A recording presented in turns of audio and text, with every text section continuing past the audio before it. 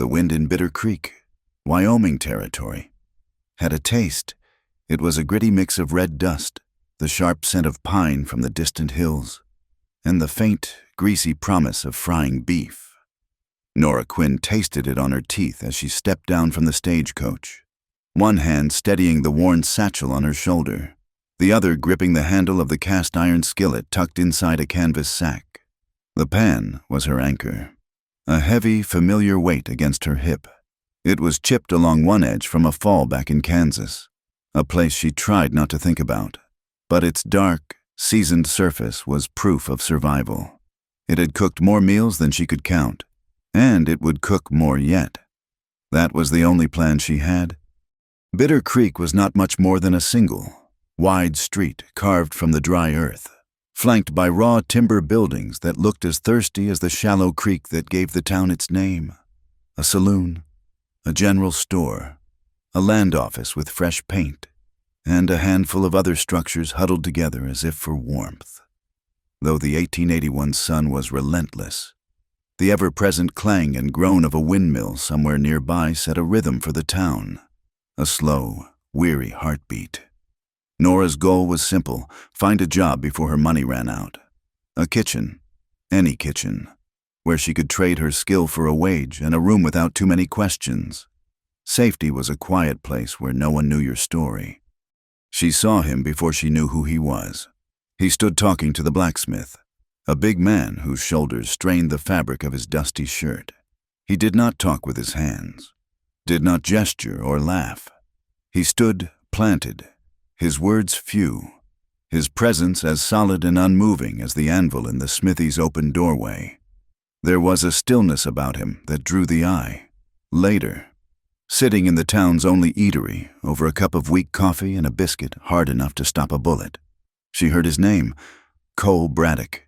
Owned a small ranch a few miles out, a widower, kept to himself. The men at the next table spoke in low tones, saying he was fast with his gun but had not drawn it in years.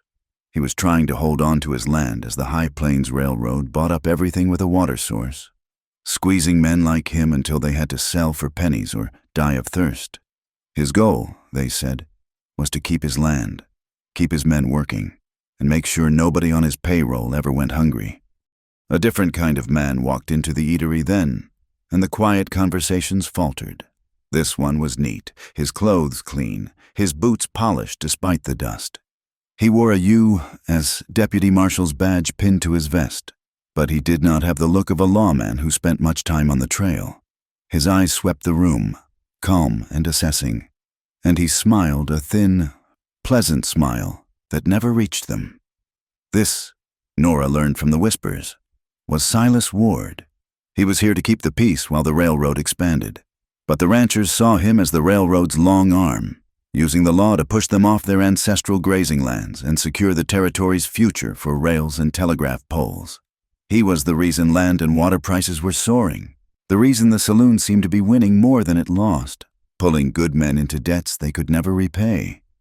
Nora finished her biscuit, paid her nickel, and stepped back out into the stark sunlight. The town's quiet was a deception. Underneath, it was strung as tight as a fiddle string. She felt the tension in the way people watched Ward, in the hard lines around the ranchers' mouths. She had known towns like this before, places on the edge of a boom, where opportunity and ruin walked the same side of the street. That is when she saw the girl, a small thing, no more than 10, with wide, dark eyes and hair like a raven's wing. She was Cheyenne, Nora guessed, from the beadwork on her worn moccasins. A man had her by the arm, a portly fellow with a friendly face and the same deputy badge as Silas Ward. Only his was a lesser version, an auxiliary pin. He was speaking to the girl in a low, cooing voice, leading her toward the large, two-story building at the end of the street, the one with the painted windows and the faint sound of a piano playing in the middle of the afternoon. Nora knew that building for what it was. She had seen them in every town. The man's words drifted on the wind. Just for a little while. You'll be safe inside. Warm meals. Nora's feet stopped. It was not her business. Getting involved was the surest way to lose the anonymity she craved. She had her own ghosts, her own reasons to walk away and never look back. But the girl's eyes, wide with a fear so deep it had frozen her silent, caught Nora's for a heartbeat. Nora was back in Kansas, smelling smoke and hearing a sound she would never forget. Her body moved before her mind agreed. She walked toward them, her steps even, the skillet bumping against her leg. "Excuse me," she said. Her voice was steady, pitched just loud enough to be heard over the windmill. The man turned, his friendly smile tightening. "Ma'am, can I help you?" "That girl," Nora said, nodding toward B. "Her mother sent me. She is needed back home." It was a clumsy lie, the first thing that came to her. The man's grip on the girl's arm did not loosen. "I do not think so. She is a ward of the town now. Found her wandering. I am taking her where she will be looked after." He tapped his badge.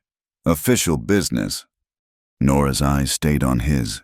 She had seen his kind before, men who used badges and laws as a cover for their own dark appetites. She had nothing to fight him with. No gun, no authority.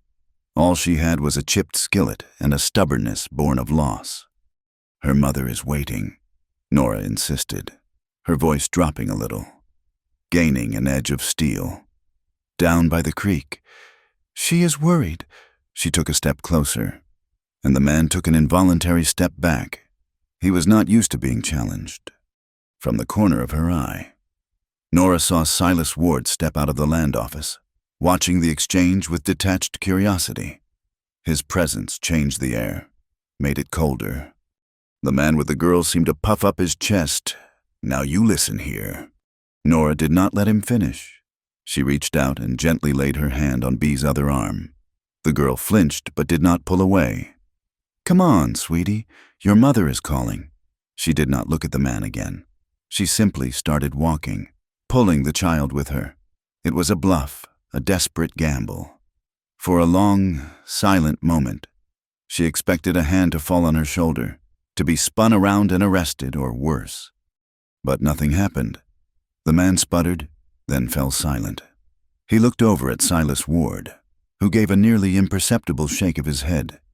It was not worth the public scene. Not yet. The man shot Nora a look of pure venom. He had been made to look weak, and he would not forget it. Nora was marked. She felt the brand of his hatred settle between her shoulder blades as she walked away, the small girl's hand now clutching hers tightly. She walked the girl down to the creek, to the sparse shade of a few struggling willows. She sat with her, not speaking, until the trembling in the child's body subsided. She had no idea what to do next. She had saved her for the moment, but she had also just made a powerful enemy in a town where she was a stranger. A shadow fell over them. Nora looked up, her body tensing, ready to shield the girl. It was Cole Braddock.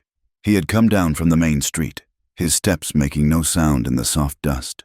He stopped a few feet away, his gaze taking in the scene Nora, a stranger, and the terrified Cheyenne girl. His face was unreadable, carved from the same hard granite as the nearby hills. He looked at Nora, his eyes a startlingly clear gray. "You need a cook." The question was so unexpected it took her a moment to process. It was abrupt, devoid of pleasantry, a simple statement of fact. "Pardon. My cook quit this morning. Said he was tired of my disposition. Can you handle a crew of 10 hungry men for 2 weeks?" Nora stared at him. He must have seen what happened on the street. Everyone must have. Hiring her now was an act of defiance.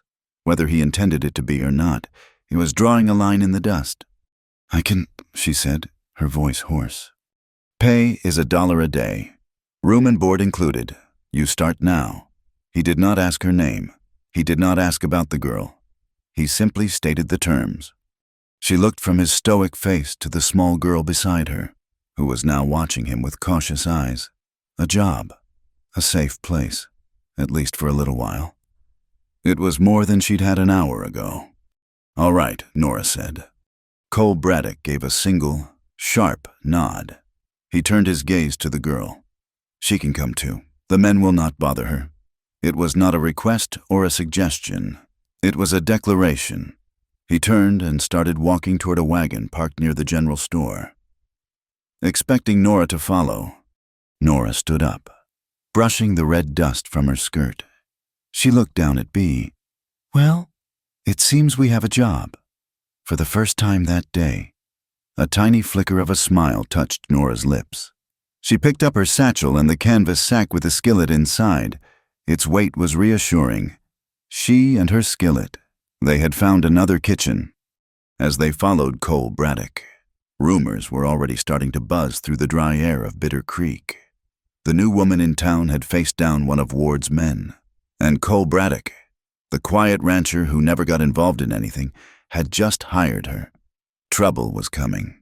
Nora could feel it, as surely as she could feel the hard, steady weight of the skillet in her hand. But as she looked at the broad back of the man walking ahead of them, a silhouette against the vast, unforgiving sky, she also felt something else, something she had not felt since Kansas, a fragile, tentative flicker of hope. Ahead of them, on a low rise marking the entrance to the Braddock Ranch, stood a lone cottonwood tree. Its leaves were still green, holding on long after the others had turned. It would bloom late, but it would bloom. The Braddock Ranch house was a simple, sturdy affair, built of pine logs that had weathered to the color of old silver. It smelled of wood smoke, leather, and the faint, clean scent of lye soap. For Nora Quinn, the kitchen at the back of the house became a fortress. It was a small, warm world she could control. Here, the chaos of the outside world, the dust, the uncertainty, could be held at bay by the steady rhythm of chopping and stirring, the reassuring heat of the cast-iron stove. Each morning before the sun rose, she would light a lamp and open a small, leather-bound notebook. In it, she kept a meticulous record: names, dates, menus. It was her own private ledger, a way of imposing order on a life that had felt for so long like a scattered deck of cards. One entry might read, Wednesday, August 10th, Cole Braddock and 10 hands, breakfast sourdough pancakes, salt pork, supper beef and barley stew. It was a litany of sustenance, a testament to the fact that she was still here, still useful. Her days were full, and she liked it that way. It kept the memories from creeping in at the edges, but there were moments. A ranch hand, meaning no harm, would walk up behind her too quietly, and she would jump, her heart hammering against her ribs, a tin cup clattering to the floor. She would always cover it with a dry remark. "My apologies. Jim, I am jumpier than a frog on a hot skillet." The men would laugh, but the fear was a cold knot in her stomach. It was the sound of heavy boots on wooden floors that always undid her, a sound that pulled her back to the smoke and the shouting of a Kansas night she fought daily to forget. She had once told a nosy woman back in Dodge City, trying to deflect a question about her past, "I am good at winning over a pot of beans, but I usually lose to life." It had been a joke, but like most of her jokes, it was rooted in a truth so bitter she could not speak it plainly. Cole Braddock was a man of routines, as predictable and steady as the sunrise. He rose before anyone else and was the last to turn in. He drank black coffee, never whiskey, and he never raised his voice. Nora learned his principles not from his words, for he spoke few, but from his actions. She saw him one evening when a young hand, new to the payroll, made a cruel joke about the Cheyenne. Cole did not get angry.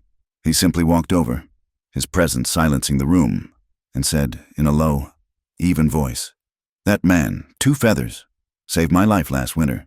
You will not speak of his people that way on my land again." The boy stammered an apology, and the matter was closed. Cole never raised a hand to a weaker man, and he never drew his weapon. His restraint was more intimidating than any threat. Every Sunday, he would saddle his horse after breakfast and ride out alone, heading east toward a small cluster of aspens on a low hill, the first time it happened. Nora watched him go from the kitchen window, a question in her eyes. It was Hattie Doyle who answered it for her. Hattie owned the neighboring horse ranch and was a force of nature, a woman whose laughter was as loud as her opinions.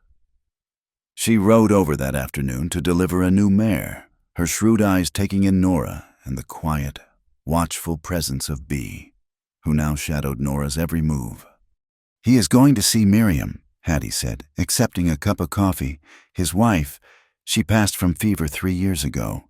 He takes wildflowers to her grave every single Sunday. The man is as loyal as an old hound."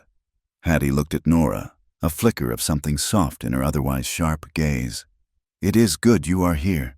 This place needed a woman's touch, and that little one." She nodded at Bee. "She needed you." Hattie became Nora's anchor to the community, a gruff, warm presence who asked no probing questions but offered a friendship as solid and dependable as the ground beneath their feet. The relationship between Nora and Cole was, at first, as simple as a bill of sale. She provided the meals, and on Saturday evening, he placed her wages on the corner of the kitchen table, a neat stack of coins. There was no praise, no complaint, just the silent acknowledgement of a contract fulfilled. But slowly, imperceptibly, things began to shift. She found his leather work gloves one afternoon, the fingers split and the palms worn thin. That evening, by the light of the lamp, she meticulously mended them with a needle and heavy thread from her sewing kit. She left them on the table where he always put his hat. He said nothing the next morning, but as he left the house, she saw him through the window, flexing his fingers inside the repaired gloves, a deep line between his brows that might have been contemplation. The next day, when she went to the well, the heavy oak bucket was already drawn and sitting by the kitchen door, brimming with fresh, cold water. It was a conversation held in silence, a language of small, practical kindnesses. Bee, the small girl Nora had rescued, was the quiet heart of the ranch house. She rarely spoke, but her dark, intelligent eyes missed nothing. She followed Nora everywhere, helping to shell peas or wipe down the long wooden table. She had developed a persistent, dry cough from the dust. And one afternoon, Cole rode out and returned not with the town doctor, but with a tall, dignified Cheyenne man whose face was a roadmap of deep lines. This was Two Feathers. He moved with a quiet grace, his presence calming. He examined Bee gently, then prepared a tea from herbs he carried in a leather pouch. He and Cole spoke little, but they shared a profound and easy understanding. Before he left, Two Feathers looked at Nora, a long, assessing gaze. He gave a slight nod, a sign of respect that Nora felt deep in her bones. He was the moral compass of this land, a man who understood a justice older than any law written in a book. The shadow of Silas Ward and the High Plains Railroad loomed over them all. One of the hands rode in one day, his face grim. He had seen Ward and another man down by the creek that fed the Braddock Ranch, the very lifeblood of the operation. They had instruments on tripods, and they were driving stakes into the ground. "They were surveying Mr. Braddock," the hand reported, "right at the headwater." Cole's jaw tightened. He knew what it meant. Ward was not just a bully. He was a meticulous planner. He was looking for a way to use the law against him, to choke his water supply and force him to sell. The railroad wanted his land not for the grazing, but for the creek, with control of the water. They controlled everything downstream. Ward's goal was simple: to methodically and legally erase anyone who stood in the way of the railroad's relentless progress. The weight of it all settled on Cole. Nora saw him working later that day, mending a fence with a furious, desperate energy, pushing his body to the point of exhaustion. She knew he was not just fighting the railroad. He was fighting his own ghosts. He had lost Miriam to the unpredictability of fate, and now he was terrified of losing his land, his legacy, his home.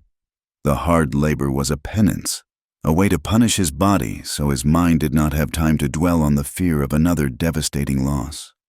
He was afraid to let anyone else in, afraid to feel anything that might one day be taken from him.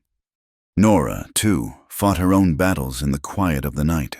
The smell of the wood smoke from the stove, a log crackling too loudly, could send her spiraling back to a nightmare of flames and splintering wood.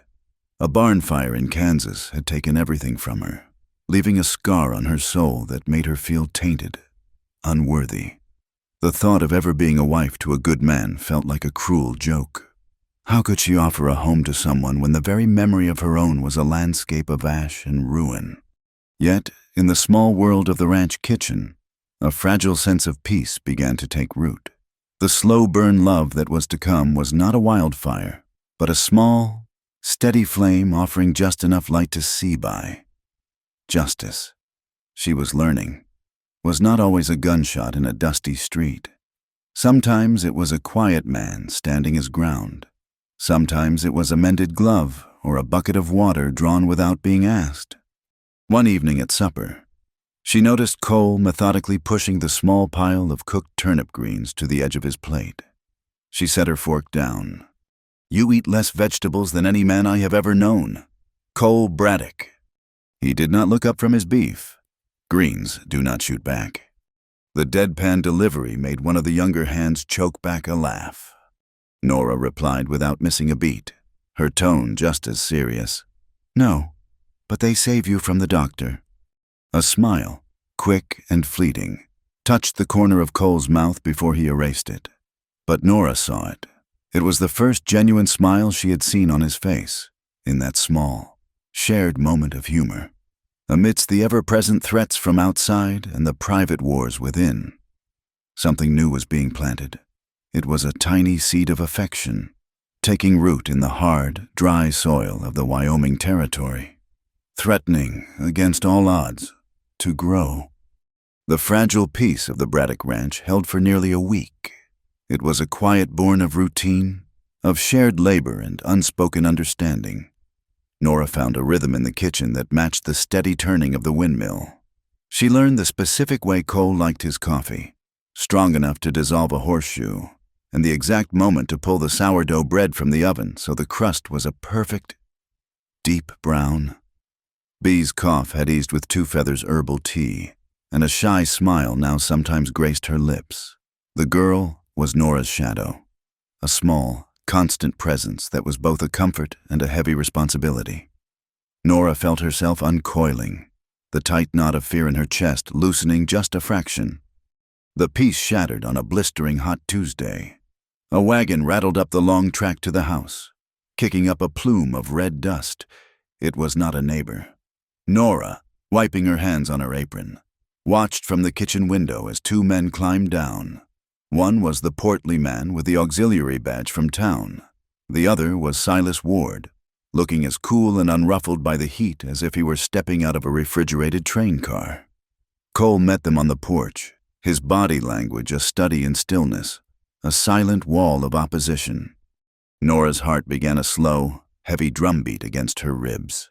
She pulled Bee behind her skirt, her hand resting protectively on the girl's shoulder. The man with the auxiliary badge unrolled a piece of paper with a flourish. His voice carried on the dry air, slick with rehearsed authority. "Nora Quinn, I have here a federal warrant for your arrest on the charge of kidnapping a minor, one Jane Doe, also known as Bee." The word kidnapping struck Nora with the force of a physical blow. Her breath left her body. Silas Ward stepped forward, his expression one of polite regret. "It is a serious charge. Braddock, this man is a bonded agent for the High Plains Railroad, tasked with ensuring the security of their right-of-way. He found the child wandering and was taking her to the proper authorities for her own safety when Miss Quinn interfered. I was there. I witnessed the entire event." His words were a neat, legal trap, turning her act of protection into a federal crime. He made it sound so official, so reasonable. Cole did not look at the warrant. His gray eyes were fixed on Ward. "She is under my protection." "That is admirable," Ward said with his thin smile, "but it does not supersede the law. We are here to take her into custody. She will be transported to the district court in Cheyenne." The thought of being locked in a cage, of being at the mercy of men like these, sent a wave of cold terror through Nora. It was Kansas all over again, the feeling of being helpless, of the world closing in. Cole did not move. "You are not taking her." The words were flat, final. It was not a debate. The railroad agent put his hand on the pistol at his hip. Cole's stance did not change, but a dangerous stillness settled over him, the kind that precedes a lightning strike. For a long moment, the only sound was the incessant creak of the windmill.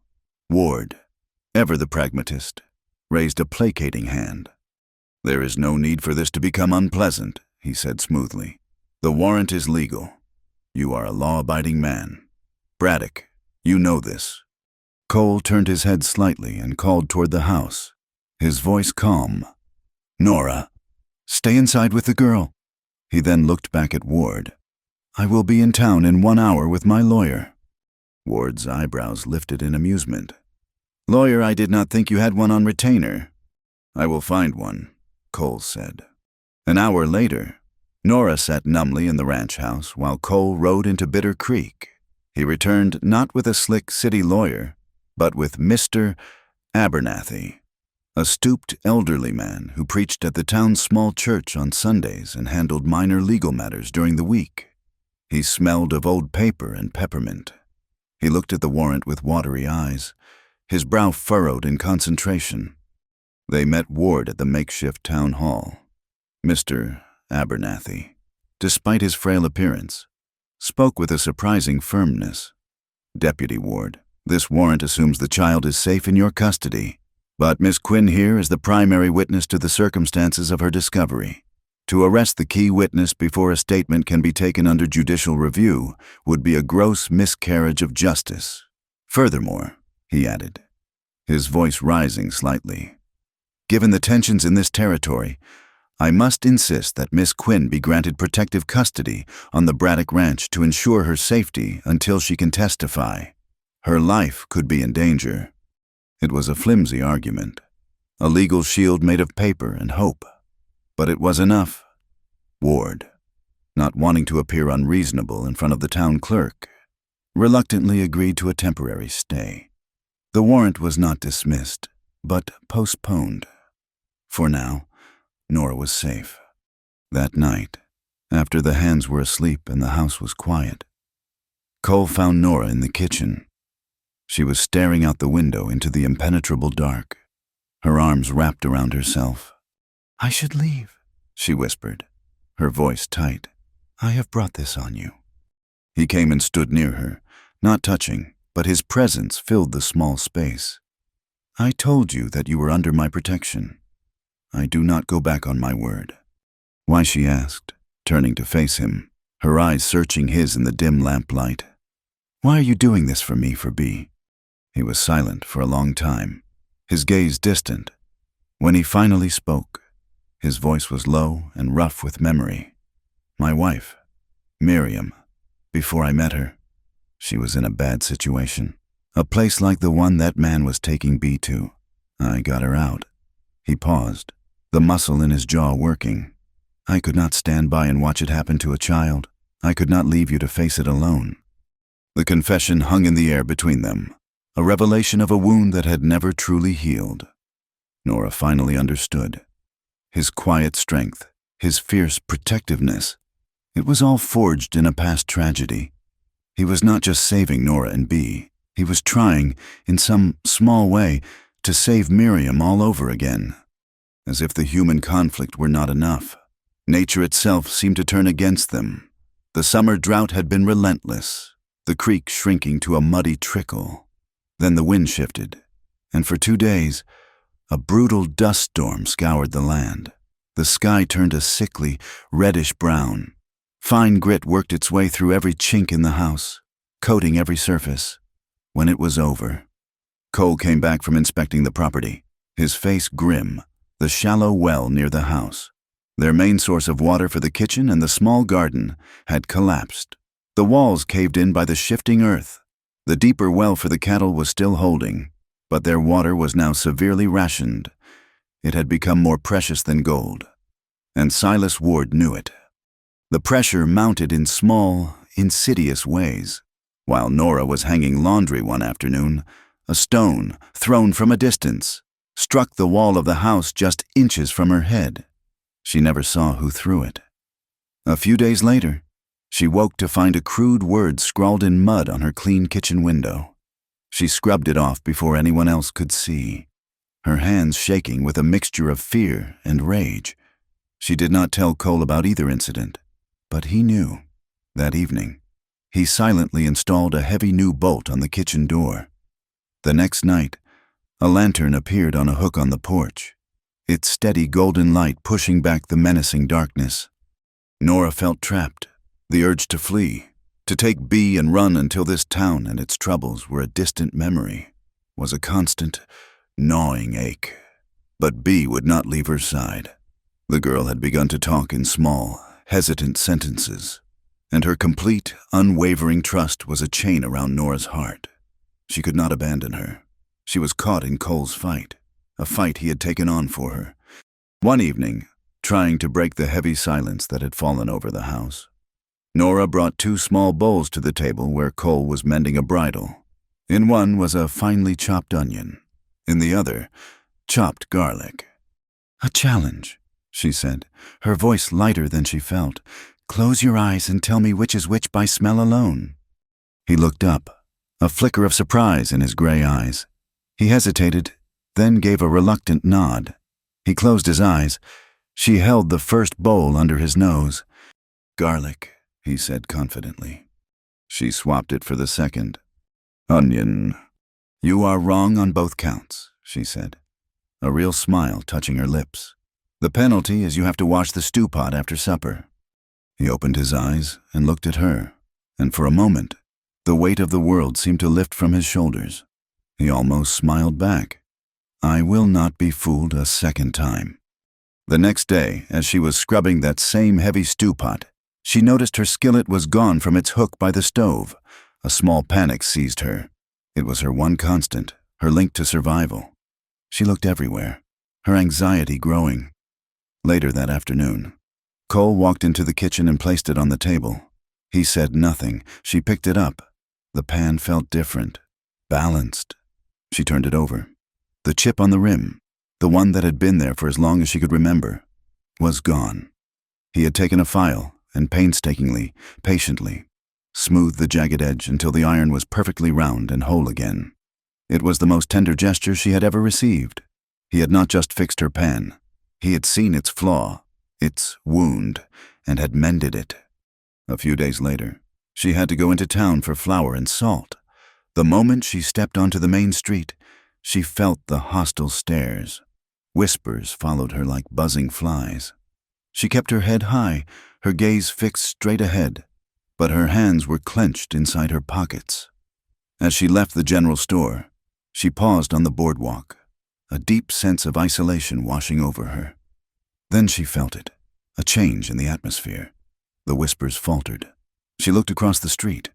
Cole was there, leaning against a post in front of the blacksmith's shop.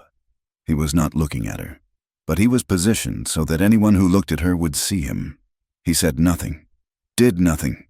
He was simply present, a silent guardian, making it clear to the entire town that she was not alone. The final move came that evening. Silas Ward rode out to the ranch alone, stopping his horse by the caved-in well. He dismounted, walking over to the edge of the pit with an air of casual inspection. "A terrible shame," he said as Cole approached. "Water is life out here, is it not?" Cole did not answer. "I have a proposition for you." "Braddock," Ward continued, his voice soft and reasonable. "A way to solve several of your problems at once. This legal trouble for Miss Quinn. It is an unfortunate business. Paperwork, courts, testimony. It could drag on for months. It could end very badly for her." He paused, letting the threat hang in the air. "But I have influence. I could make it all disappear. The warrant could be misplaced. The charge dropped. She would be free." Cole watched him, his face a mask of stone. "All it would cost," Ward said, his eyes glittering, "is your signature. Sign over your primary water rights to the High Plains Railroad. You keep your land. Your cattle can drink from the creek. But the railroad gets the reliable source. It is a simple business transaction. Her freedom for a piece of paper. You get to solve your problem, and I get to solve mine." He smiled, a predator who knew he had his prey cornered. "You will be a hero, Braddock." What will it be? Cole Braddock looked at the caved-in well, then at Silas Ward's expectant, polished face. The air between them was thick with the silent scream of the parched land. Ward's offer was a devil's bargain, trading one life for another, water for freedom. Cole's voice, when he spoke, was as dry and cracked as the earth at their feet. I do not sell water so other people can die of thirst. The politeness vanished from Ward's expression, replaced by a cold, reptilian certainty. He smiled, a mere stretching of the lips. You will be thirsty first, Braddock, you, and everyone on this ranch. He turned without another word, mounted his horse with fluid grace, and rode away, leaving the scent of expensive cologne hanging in the dusty air. The threat was not idle. In the days that followed, the social vice tightened. Bitter Creek, which had been watching the quiet war from the sidelines, was now forced to choose.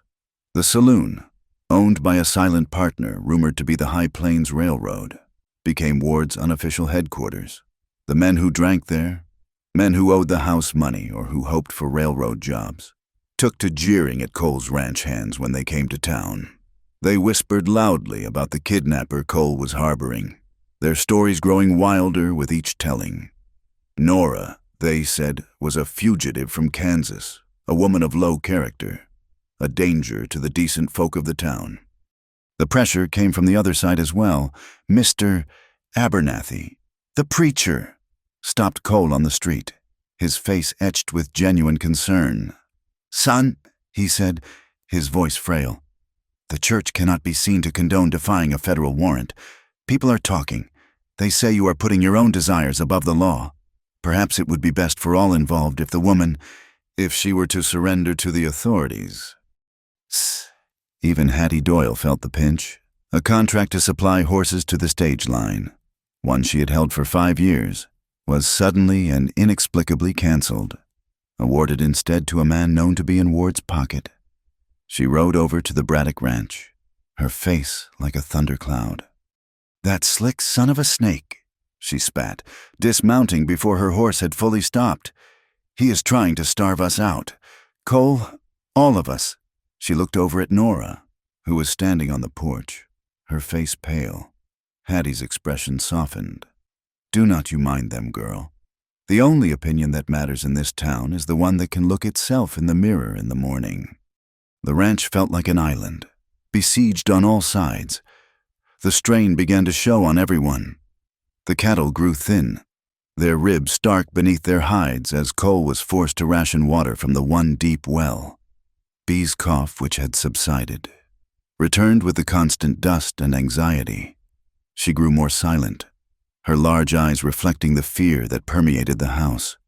One afternoon, 2 feathers appeared on the ridge, a silent figure on his horse. He rode down to the ranch house and dismounted, carrying a small bundle. Cole met him on the porch, and the 2 men clasped forearms in a gesture of mutual respect that transcended language.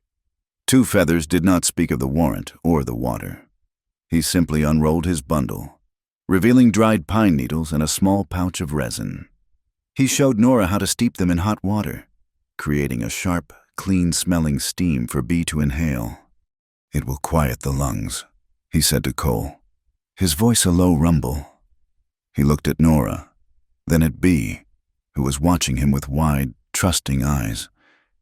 You are good medicine for this child, he said to Nora. You are like the willow, you bend, but you do not break. He accepted a cup of water from Cole, drank it slowly, and then, with a nod, he mounted his horse and was gone. His visit was a quiet act of defiance, a reminder that there were alliances older and deeper than the railroad's paper contracts. The simple, normalizing act of his visit gave Nora an idea. There were 3 children on the ranch, belonging to 2 of the married hands. They were restless and edgy, mirroring their parents' anxieties. One afternoon, Nora gathered them in the kitchen. She gave each of them a small ball of leftover biscuit dough and a sprinkle of flour. All right, she announced, her voice firm and cheerful. Today, we are going to learn the secret to making pan bread. The first rule is, you must not be afraid to get your hands dirty. The second rule is, you must always save a piece for the cook. Soon, the kitchen was filled with the sound of childish laughter and a dusting of white flour. The children, delighted to have a purpose, patted and shaped their lumpy creations.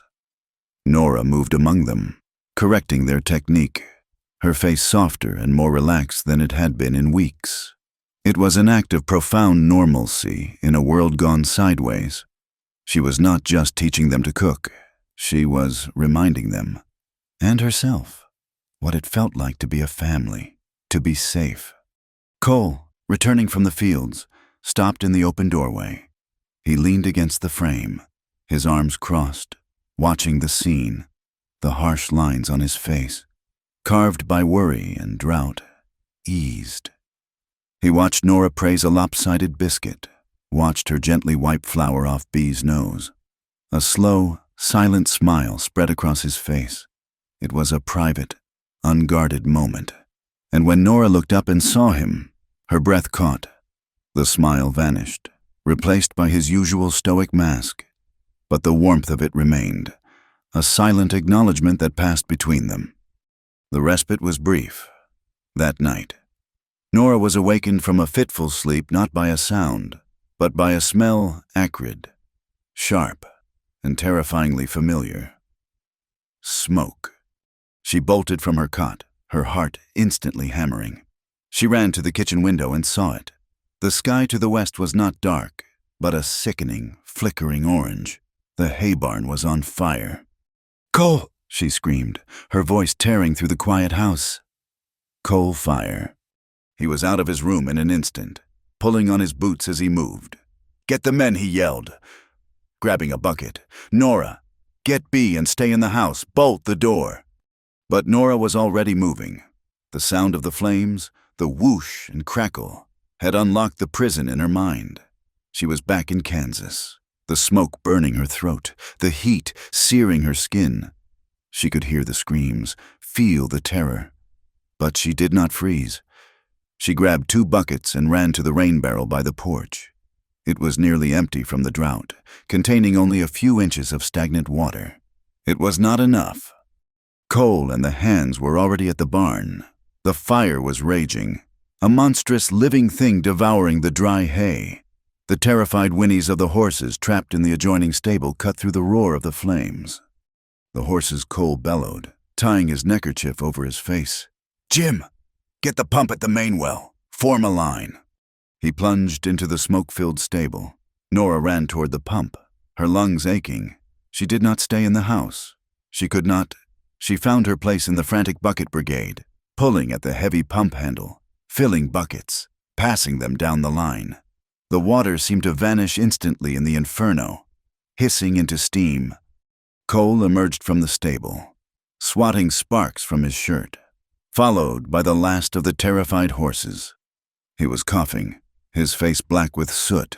The hay barn was a total loss, but the horses were safe. The men managed to keep the flames from spreading to the bunkhouse. As the fire finally began to die down, reduced to a smoldering, glowing ruin, the adrenaline left Nora's body. She stood, empty bucket in hand, staring into the dying embers. She was shaking, a violent, uncontrollable tremor that started in her knees and consumed her entire body.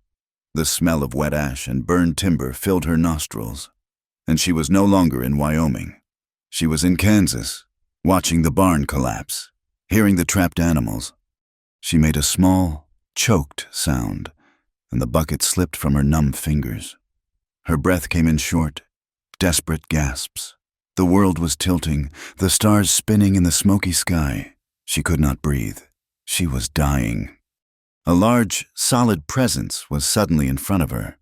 Cole. He gripped her upper arms, his hands firm, anchoring her to the ground. She looked at him, but her eyes were wide and unseeing, focused on a horror only she could see. "Nora," he said, his voice sharp, cutting through the fog of her panic. "Nora, look at me." She tried to focus, but she could only shake her head, a strangled sob tearing from her throat. He did something then, a simple, instinctive gesture of pure desperation. He placed his large, calloused hand flat against her chest, over the rough fabric of her nightdress and the frantic beating of her heart. His hand was warm and steady. "Breathe," he commanded.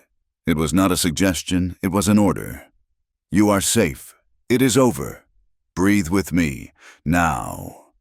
He took a slow, deep breath, and his hand pressed rhythmically against her. In, out. His touch was not intimate, it was vital.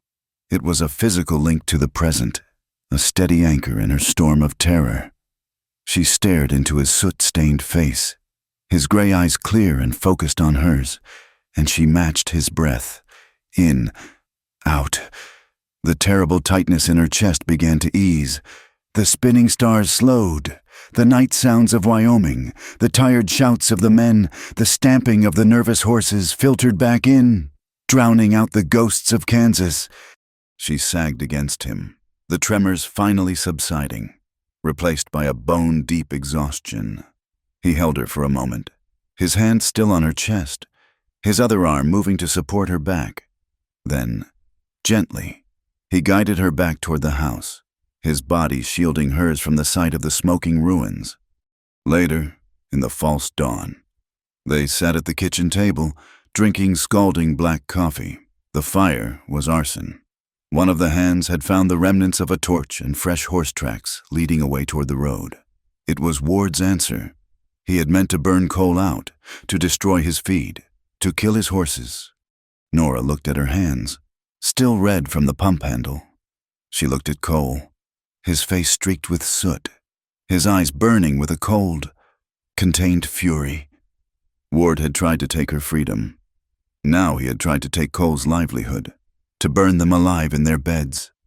She took a shaky breath, the steadiness Cole had given her still a fragile thing. "He will not stop," she said, her voice a low rasp. "As long as he has that warrant. He has a weapon to use against you. He can hold it over your head until you are forced to sign his paper." Cole said nothing, staring into his cup as if the answers were in the black liquid. "There is a way," Nora continued, the idea forming in her mind, born of desperation and a strange, new clarity, a way to take the warrant away from him. He looked up at her, his eyes questioning. "The warrant is for kidnapping," she said, her voice gaining strength. "He accuses me of taking a child who is not mine, but if I were a married woman, if B were under the protection of a legal household, my husband's household, the charge would not hold. He could not remove me or her from my husband's protection." Cole stared at her, the meaning of her words slowly dawning on him. "Nora, what are you saying?" "I am saying you should marry me." "Cole," she said, her gaze steady, though her heart was pounding. "On paper, a legal marriage, officiated by Mr. Abernathy. It would not be real, not in the ways that matter. It would be a piece of paper, just like a legal shield to fight his legal weapon. It would protect B, it would protect me, and it would take away his leverage over you. You would not have to choose between your water and my freedom." Cole looked stunned. He stood up from the table and walked to the window, staring out at the ruined barn. He was a man of principle. This felt wrong to him, like a different kind of lie. "I cannot ask you to do that," he said, his back to her. "It would be taking advantage. Your reputation." "My reputation?" she asked, a bitter laugh escaping her. "The men in the saloon have already destroyed it. What does it matter? This is about survival. I am not asking you to be a husband. I am asking you to be a partner in this fight. This is the only way we win." He turned to face her, his face a battleground of conflicting emotions. He was afraid of trapping her, of using her predicament to his own advantage. Even if she was the one offering. But he knew she was right. It was a brilliant, desperate move. A long, heavy silence stretched between them. Nora spoke into it, her voice softer now. "Do you ever smile for more than 3 seconds?" Cole Braddock. The sudden shift in topic startled him. "What?" "A smile. I have seen you do it. Once. It happens very fast, and then it is gone. I was just wondering." He looked at her, at the soot on her cheek, the exhaustion in her eyes, and the sheer, stubborn courage that held her upright. A slow warmth spread through his chest, pushing back the cold anger. "I do not want to waste my teeth," he said, his voice rough. It was not a yes, but it was not a no. The tension broke, and Nora let out a breath she felt she had been holding since the fire started. Later that day, after the men had cleared what they could and Cole had gone to assess the damage, Nora was in the kitchen, scrubbing the soot from her hands and face. She turned to the stove to start thinking about supper, and she stopped, driven into the heavy log wall. Right next to the stovepipe was a new, sturdy iron hook. It was placed at the perfect height for her to reach, precisely where her hand would go to find her skillet. Cole had done it, sometime that morning. In the midst of the chaos and the loss, he had not said a word, but he had taken the time to create a permanent, proper place for her most important tool. He was making a space for her. That night, she lay on her narrow cot in the small room off the kitchen, and he lay in his bed down the hall. The air was thick with unspoken words, with the smoke of the fire and the terrifying, fragile intimacy of what she had proposed. They were two separate people, sleeping in two separate beds, but for the first time, they were truly in this together. The question of marriage, a desperate strategy born of fire and fear, hung between them. A promise of a battle to come, and perhaps the beginning of something else entirely. The day of the wedding dawned gray and oppressive. The air was thick and still, holding its breath before a storm. Cole gave his answer to Nora's proposal over breakfast, his voice as quiet and serious as the morning itself. "We will do it," he said, not looking at her, but at the mended gloves by his plate. "Mr. Abernathy can sign the papers. It is the only way."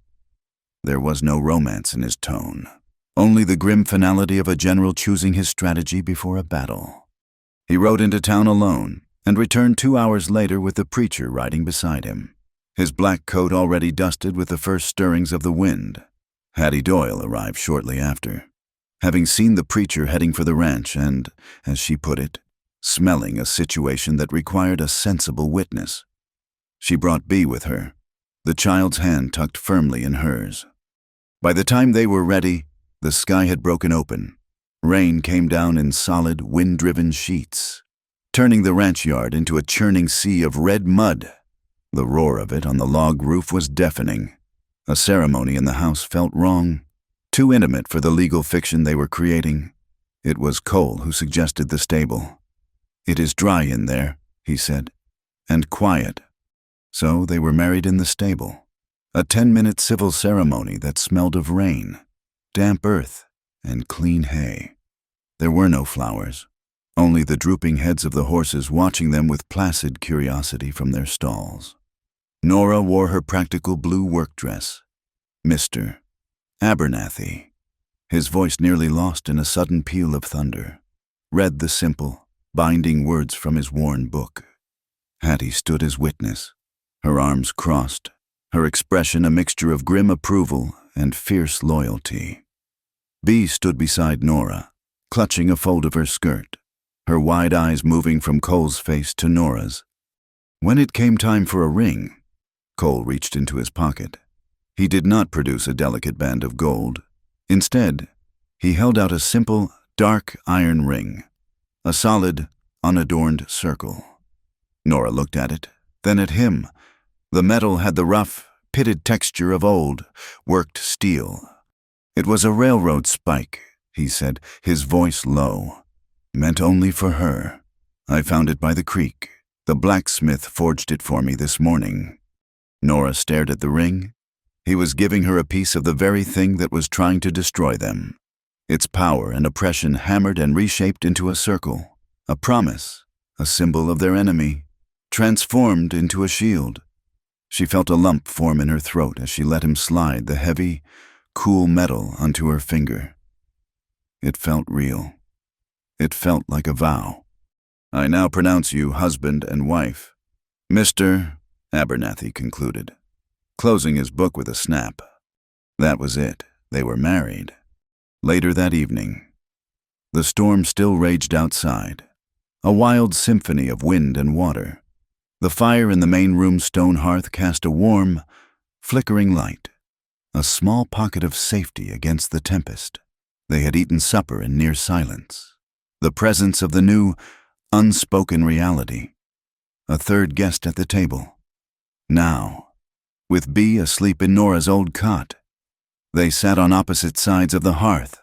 The weight of the word wife settled on Nora's shoulders, heavy and unfamiliar. It was a role she had never wanted, one she felt utterly unprepared to play. She was a cook, a survivor. She knew how to mend a shirt and stretch a pound of beef to feed 12 men. But a wife, that was a different, more fragile thing. She looked at her hands, the iron ring, a dark, solid presence on her finger. She spoke to the fire, her voice so quiet it was almost lost in the sound of the storm. "I do not know how to be a wife." Cole, who had been staring into the flames, turned his head. The firelight carved his face into stark planes and shadows. He looked at her, his gray eyes steady and clear. There was no pity in them, only a profound, quiet understanding. "You do not have to," he replied, his voice a low, warm rumble that seemed to push back the storm. He held her gaze, and the corner of his mouth lifted in that rare, fleeting smile. "Just be you." The words were a release, a gift of freedom more binding than any legal document. He was not asking her to perform, to fit into a mold shaped by custom or expectation. He was asking her to exist, just as she was. In that moment, something shifted deep inside Nora. The marriage, a desperate act of strategy, became something else entirely. It became a sanctuary. When it was time to sleep, a new tension filled the air. There was only one main bedroom. His bedroom. It was a simple, masculine space, with a large, sturdy bed frame he had likely built himself. Nora stood by the door, her hands clenched, feeling like an intruder. Cole entered behind her, carrying a spare blanket. He did not look at the bed. He looked at a worn armchair in the corner. "I will sleep here," he said, his voice neutral. Nora watched him. He was offering her not just the bed, but her own space, her safety. He was honoring the unspoken terms of their arrangement. She thought of his words by the fire. "Just be you." Her real self was tired, bruised by life, and deeply, achingly lonely. She gave a small, almost imperceptible shake of her head. He understood. He left the spare blanket on the chair and went to the far side of the bed. He took off his boots and lay down on top of the quilt, fully dressed, his hands clasped behind his head. He stared up at the ceiling, following his lead. Nora lay down on the other side, her heart pounding a nervous rhythm against her ribs. The space between them felt as wide as the Wyoming territory. The storm outside was beginning to quiet, replaced by the steady, drumming rain. In the darkness, she felt more than saw him move. He shifted his position, turning slightly onto his side, away from her. He rested his hand on the mattress near the edge of the heavy wooden headboard. It was a simple, unconscious gesture, but to Nora, it was everything. His hand was not reaching for her. It was guarding her, a silent, steadfast promise of protection that asked for nothing in return. For the first time since Kansas, Nora Quinn fell asleep feeling completely, utterly safe. She woke to the sound of scraping. The storm had passed, and pale morning light filtered through the window. Cole was standing in front of a small mirror, a straight razor in his hand, carefully scraping away the lather and stubble from his jaw. The vulnerability of the act struck her, the steady hand required, the trust in his own skill. On impulse, she slipped out of bed and went to the kitchen. She took a clean cloth and dipped it in the warm water from the reservoir on the side of the stove. She returned to the bedroom and held it out to him. He paused, razor in midair, and looked at her in the mirror.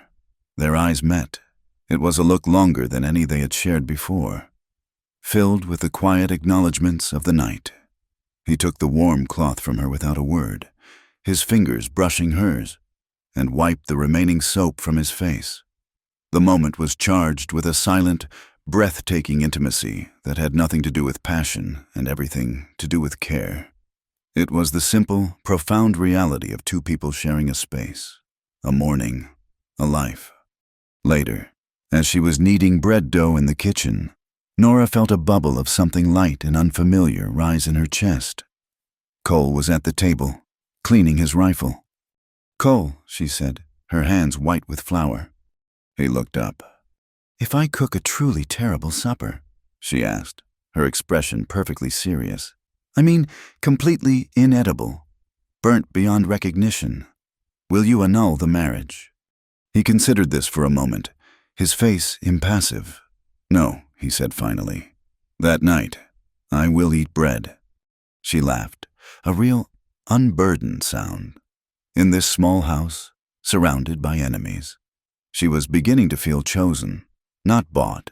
Her carefully constructed walls, built of fear and self-preservation, were not being stormed. They were simply, gently, being allowed to dissolve. Cole, for his part, felt a strange sense of rightness. The memory of Miriam was not gone. It never would be, but it no longer stood in the doorway of his heart, blocking all entry. It had moved to the porch, a sad, sweet memory he could visit, but one that no longer barred the way to the present. He could honor his past and still live in the house. Their fragile new world was given less than a day to settle. Late that afternoon, a rider from town galloped up to the ranch. He was not one of Ward's men, but a clerk from the land office, a nervous young man who seemed afraid of his own shadow. He handed Cole an official-looking document, sealed with wax. Cole broke the seal and read it, his face hardening into granite. "What is it?" Nora asked, coming to stand beside him. He handed her the paper. It was not an arrest warrant. It was worse. It was an official notice from the territorial office, co-signed by Deputy Silas Ward. It declared that, due to irregularities filed in a formal complaint, the Braddock Ranch was subject to a full and immediate inspection of its water rights, property lines, and tax assessments.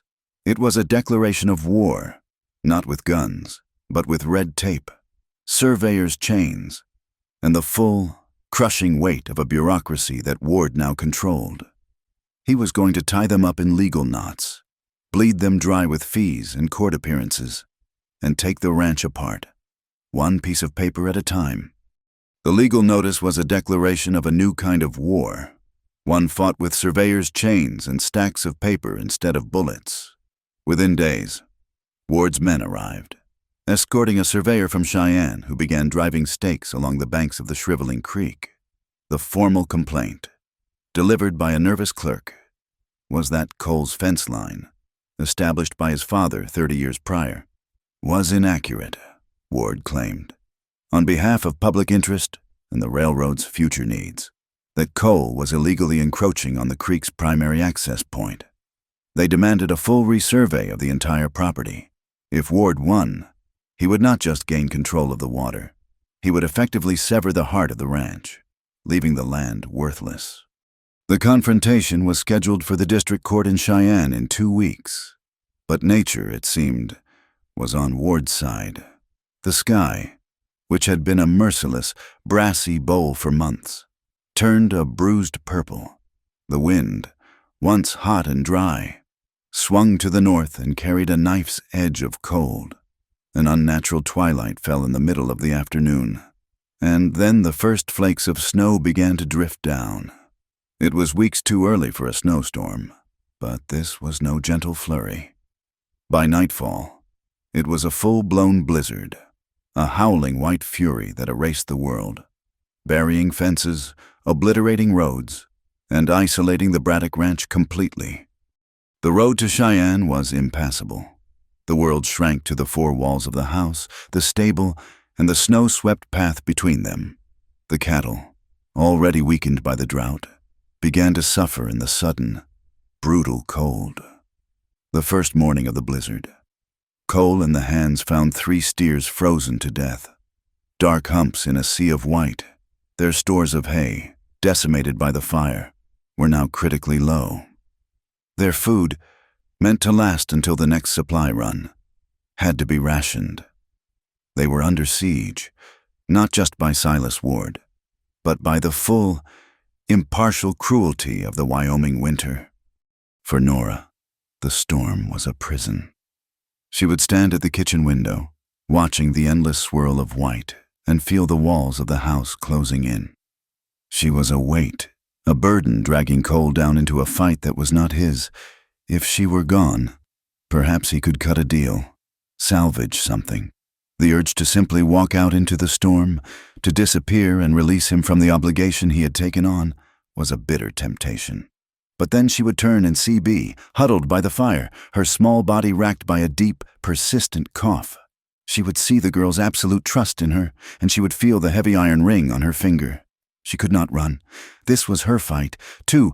Her fear, a familiar, paralyzing cold, began to slowly transform into a hard, defiant resolve. She would not be the weakness that broke this ranch. She would be its strength. Just before the worst of the blizzard had hit, as if he could read the secrets of the sky, 2 feathers had appeared. He brought a bundle of dried herbs and a block of tallow mixed with pungent-smelling leaves. He showed Nora how to create a poultice to place on Bea's chest, the warmth and aroma easing the tightness of her cough. He had also taught her to burn small bundles of dried sage, letting the smoke cleanse the air in the sick room. As she worked, Cole came to stand in the doorway, his face etched with worry. His first instinct was to act, to offer a solution, to do something. "I will ride for the doctor as soon as there is a break," he said, his voice tight with the frustration of his own helplessness. Nora looked up from where she was gently placing the warm poultice on Bea's chest. She saw not just a rancher, but a man terrified of another loss, another sickbed he could not command. "There is nothing to do right now, Cole," she said softly. "Except this. Just sit with us." He hesitated, then slowly came into the room and sat in the chair by the cot. He did not speak. He just sat, listening to the sound of the girl's breathing and the howling of the wind, learning the difficult lesson that sometimes presence was more powerful than action. The storm gave Ward's men cover. They could not launch a full assault, but they could chip away at the ranch's morale. In the dead of night, they would ride close to the house, their horses' hooves muffled by the deep snow. A sudden, sharp shout would cut through the wind. A rock, encased in a snowball, would thud against the wooden shutters. Nora would start from her sleep, her heart hammering. But Cole was always awake. He would not grab his rifle and run outside, baited into a foolish gunfight in the blinding snow. Instead, he would take the rifle from its pegs over the mantelpiece and go to the front door. He would stand there in the darkness, a tall, solid silhouette, his presence a silent declaration. The lantern he had hung on the porch, refilled with oil each evening, stayed lit through the storm. Its small, golden flame was a beacon of defiance against the vast, swirling darkness, a tiny lighthouse in a sea of white. It told the men lurking in the storm, and the family huddled inside, that this house was not abandoned. The days were a blur of enforced routine, a desperate attempt to maintain normalcy. While the men struggled to keep the cattle alive, Nora kept the house running. She taught Bea her letters, drawing them with a finger on the frosted window pane. She mended gloves and socks, the simple act of pulling thread through fabric a small victory against the encroaching chaos. One morning, the tension in the house was a palpable thing. The men were exhausted, the supplies were dwindling, and the blizzard showed no sign of breaking. Nora ladled thick, steaming oatmeal into bowls for breakfast. Cole stared at his bowl as if she had served him a helping of mud. He pushed it around with his spoon. Nora put her hands on her hips. "You will eat it." "It is gray," he stated, as if this were a complete and final argument. "So are your eyes, but I do not complain about them," she retorted. "Eat your oatmeal. You need to live a long time so you have more opportunities to tease me." A ranch hand snorted into his coffee. Cole shot him a look that could have frozen fire, then looked back at Nora. A muscle worked in his jaw. He picked up his spoon, scowled at the bowl, and ate every last bite. It was during one long, quiet afternoon, with the wind moaning a mournful song around the eaves, that Nora found the clue. The legal notice from the territorial court had been sitting on the mantelpiece, a constant, ugly reminder of their predicament. She picked it up, the crisp paper cold in her hands. She had looked at it a dozen times, but now, with nothing to do but think, she saw it differently. At the very bottom, pressed into the paper, was a small, embossed seal. It was an intricate design, an eagle with its wings spread, but instead of holding arrows or an olive branch in its talons, it clutched a surveyor's chain. A jolt went through her, a cold shock of recognition. The image was deeply, horribly familiar. She went to her satchel and pulled out the small, leather-bound notebook she guarded so carefully. Her hands trembled slightly as she flipped through the worn pages, past recipes and lists, back to the entries she had made in Kansas. There it was, a page dated 2 years earlier. She had sketched the very same seal. She had seen it on a foreclosure notice served to a neighboring farmer, a good man who had been forced off his land by a sudden, inexplicable tax levy imposed by a newly arrived railroad official. Her entry beneath the sketch read, "Martin Becker lost his farm. Same company that bought the rail spur." The seal is wrong. An eagle holds arrows for war, not chains. It was not just Silas Ward. It was not just the High Plains Railroad in Wyoming. It was a vast, well-organized machine, a syndicate that had been swallowing up land and water rights across the territories for years, using the same legal tactics, the same intimidation, the same signature seal. They were not fighting a single corrupt lawman. They were fighting a hydra. The fear that had been her constant companion did not vanish, but it was consumed by a cold, clarifying rage. They thought she was a victim, a pawn in their game. They were wrong. She took out a clean sheet of paper, the ink pot, and a fresh nib. Her handwriting, usually so neat and precise for her recipes, was sharp and forceful. She did not sign her name. She began, "To the Honorable Judge of the District Court, from a concerned citizen of the Wyoming Territory." She laid it all out, the illegal warrant, the intimidation, the arson that destroyed the hay barn, the legal pressure to sign over water rights. Then she came to the heart of it. She described the embossed seal, and she stated her belief that it was the mark of a criminal conspiracy responsible for similar fraudulent land grabs in Kansas and possibly other territories. She carefully, precisely, copied her sketch from the notebook onto the letter. When she was finished, she folded the letter and placed it in an envelope. Cole came in, shaking the snow from his hat, and saw her sitting at the table, her face pale but her eyes shining with a fierce light.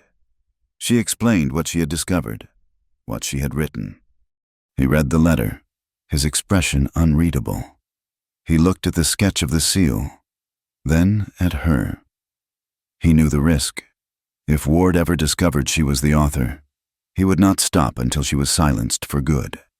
But he also saw the strategic brilliance of it. It was a long shot, a single arrow fired into the heart of a blizzard.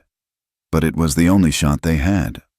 "Jim is the best rider," he said finally, his voice quiet. "He knows the back trails. As soon as there is a break in the storm, he will ride. Not to Bitter Creek. He will go south, to Laramie. He will post it from there."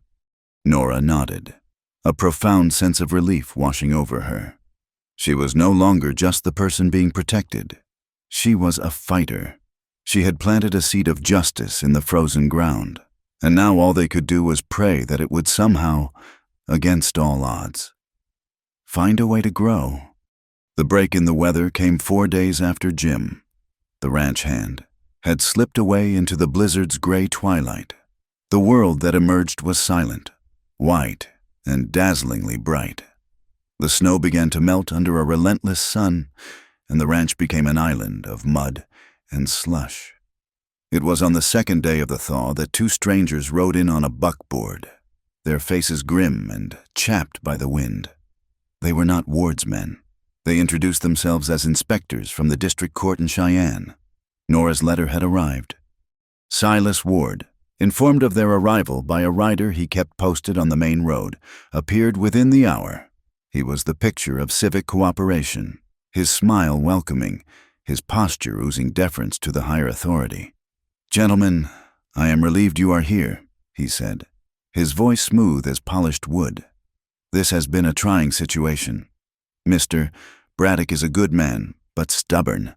I am sure a fair and impartial review will clear this entire matter up." He offered them his full assistance, all the while planning the ambush that would silence them for good on their return journey. Cole, however, chose a different path. He did not argue or posture. He chose radical transparency. He invited the two inspectors into the house, cleared the long kitchen table, and laid out his father's old ledgers. The books were filled with 40 years of entries, the faded ink detailing every transaction, every head of cattle watered, every agreement made with a handshake. "This ranch has used that creek since 1851, Cole said, his voice a low, steady rumble. "The water rights are based on first use. It is all here." But he did not stop there. He had sent his remaining hands out that morning, not with guns, but with invitations. By noon, 3 other ranchers from down the creek had arrived. They were hard, cautious men who had kept their distance, unwilling to be drawn into Cole's fight. But something had changed. They shuffled into the kitchen, their hats in their hands, their presence a silent, powerful testimony. One of them, a grizzled man named Peterson, spoke for the group. "We heard Ward's friends were talking about a new water access fee once the railroad gets control," he said, looking at the inspectors. "A fee that would bankrupt every last one of us. Braddock's water is our water. His fight is our fight." The community, once divided and fearful, was beginning to stir. They were awakening to the fact that Ward's technology of progress, the railroad, the pumping stations, the red-taped legal documents was a weapon aimed at all of them. Cole's simple, human evidence, a handwritten ledger and the word of his neighbors was their only defense. While the men talked, Nora prepared for the worst. She knew Ward would not be defeated by ledgers and testimony alone. In the quiet of her room, she packed a small oilcloth bundle for Bea. Inside, she placed a strip of dried beef, a small flint and steel, and a tightly folded wool blanket. She took Bea's small hands in hers. "Listen to me," she said, her voice low and urgent. "If something bad happens, if we get separated, you run for the trees, you hide, and you wait." She taught the girl 2 simple hand signals, one hand raised, palm out, for stop and hide. Both hands clasped over her head for "come to me. It is safe." The child watched her, her dark eyes solemn, understanding more than any child should have to. The tension of waiting was a physical thing, a constant tightness in Nora's chest. That afternoon, seeking a moment of release, she went outside. The air was cold and clean, the world muffled by the thick blanket of snow. Cole was in the corral, calming one of the horses that was still skittish from the fire. Nora watched him, his movements slow and confident, his voice a low murmur. "I want to learn," she said, her own voice startling her. He turned. "Learn what?" "To ride properly. I can sit a horse, but I cannot control it. If I needed to, I want to be able to run." He looked at her for a long moment, then gave a single nod. He saddled the gentlest mare, a steady buckskin named Daisy, in the middle of the snowy corral. He showed her how to hold the reins, how to shift her weight. The lesson was practical, but it became something else. When she fumbled with the leather straps, he stood behind her, his chest close to her back, and placed his large, warm hand over hers, guiding it. "Easy," he murmured, his breath a white plume in the cold air next to her cheek. "You are telling her, not forcing her." She leaned back slightly, absorbing his steadiness. For a few minutes, there was no Silas Ward, no warrant, no fight for survival. There was only the creak of saddle leather, the soft snort of the horse, and the shared warmth of their bodies in the vast, cold silence. She urged the mare into a slow walk, and a genuine, unburdened laugh escaped her. He smiled, a real smile that lasted more than 3 seconds, and the sound of their shared laughter, their breath mingling in the winter air, was a small, perfect act of rebellion. The second twist came that evening, delivered by Hattie Doyle. She rode in hard, her face flushed, a roll of papers clutched in her gloved hand. She had gotten them from a disgruntled clerk in the land office, a young man whose family she had known for years. She spread the document on the kitchen table. It was a secret contract between the High Plains Railroad and Deputy Silas Ward. It promised him a substantial cash bonus and a block of railroad shares upon the successful transfer of the Braddock Ranch's primary water rights to a designated pumping station location. It was the smoking gun, the proof of his corruption. Nora wrote out a formal statement, an affidavit detailing Hattie's discovery, as she signed her name at the bottom. The heavy iron railroad spike on her finger pressed cold against her skin. The small, sharp pain was a reminder of the oppressive force they were fighting, but it did not make her flinch. It fed her resolve, turning a dull ache into a sharp, focused point of determination. The inspectors, swayed by the ledgers, the neighbors' testimony, and now the explosive contract, made their decision. They would hold a preliminary hearing the next day, right there in Bitter Creek's town hall. It was not a trial, but an official inquiry to determine if there was cause to escalate the matter to the district court and strip Ward of his authority. The next morning, as they prepared to ride into town, the air in the ranch house was thick with a tense, brittle energy. Nora, dressed in her best and only good dress, felt a nervous flutter in her stomach. She turned to Cole as he adjusted his gun belt.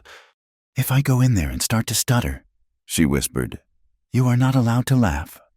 He looked down at her, his gray eyes serious, but with a warm light deep within them.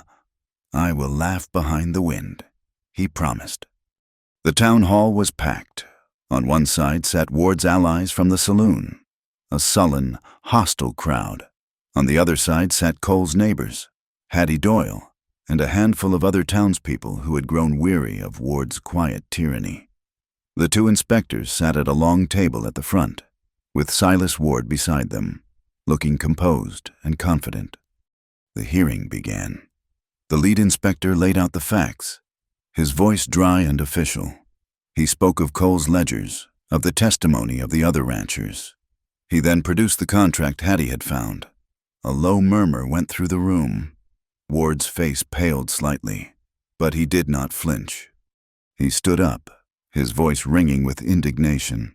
"This is a slanderous forgery, gentlemen, a desperate act by a man who knows the law is not on his side. But the central issue remains. This woman," he said, pointing a dramatic finger at Nora, "is a fugitive. She interfered with a federal agent in the performance of his duties. She is the reason for this entire conflict." He produced a document of his own. "I received this by telegraph this morning from the district marshal. It is an order, superseding the local warrant." His voice dropped, becoming cold and hard. "It authorizes me to take Nora Braddock, formerly Quinn, into immediate custody for obstructing an official investigation. She is to be held as a material witness. I am placing her under arrest." It was his final, desperate move. He had lost the battle of evidence, so he was removing the key witness from the board. He was taking her, and he was using the full power of the law he had twisted to his own ends to do it.